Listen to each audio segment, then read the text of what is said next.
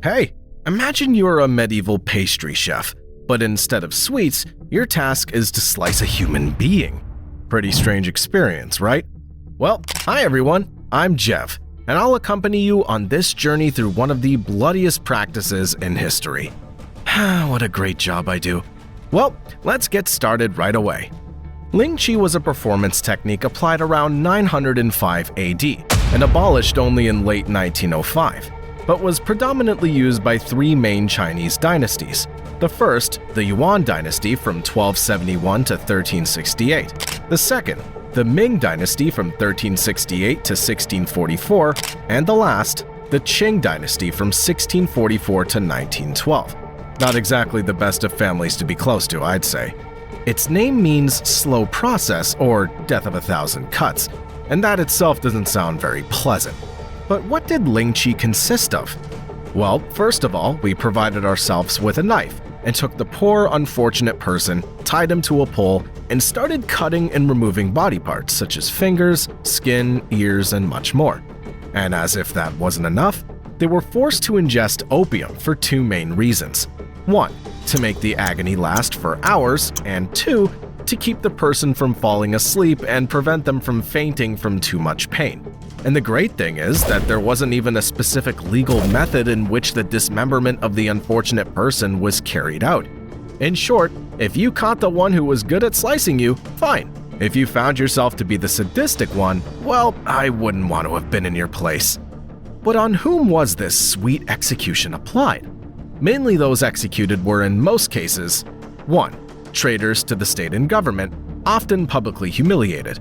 2. Assassins, but not just any assassins, only those who targeted imperial families, state officials, or relatives. 3. Rebels and rioters, leaders of movements against imperial laws or who wanted to improve the lives of workers on the land. 4.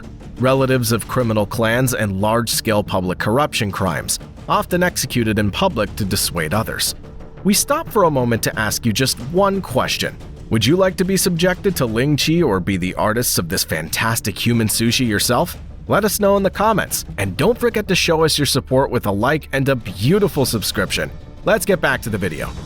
Now, we'll provide you with some curiosities about this fantastic procedure. 1. The artistic executioner, which just makes me feel euphoric just hearing it. The artist executioner who performed the Lingchi must have been a true artist in the use of the knife. It's said that the best were able to make up to 3,600 cuts. Imagine an episode of MasterChef where the judge isn't Gordon Ramsay, but a stern emperor, and the dish being presented is, well, a person. It was a bit like an advanced cutting and sewing course, but without sewing. If the executioner managed to keep the victim conscious until the end, he could hope for a promotion, a job that required precision and a certain lack of empathy. 2. The public judge.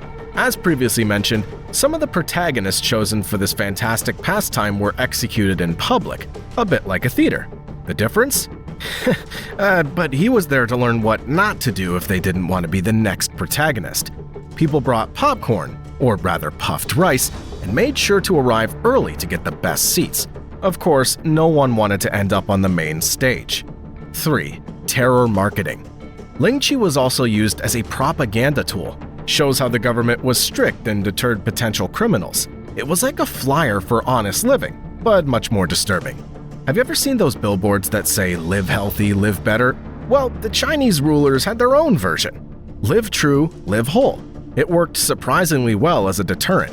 And so, friends, we conclude our bloody journey through the history of Lingchi, the most affected torture of Imperial China. We learned that betraying the emperor or participating in a revolt wasn't exactly a good idea if you wanted to stay in one piece. And that, surprisingly, the executioners had a precision worthy of the best-starred chefs, but with a decidedly more macabre menu. So the next time you think about doing something illegal or morally questionable, remember the Lingchi and ask yourself, is the penalty really worth it? Spoiler, probably not. And if you ever find yourself complaining about your punishments, think of those people who were literally blown to smithereens. All in all, a speeding ticket doesn't seem so bad, right? Thank you for following this historic journey with me, Jeff. And remember to hit the subscribe button and the like button to show us support. And see you in the next edgy story.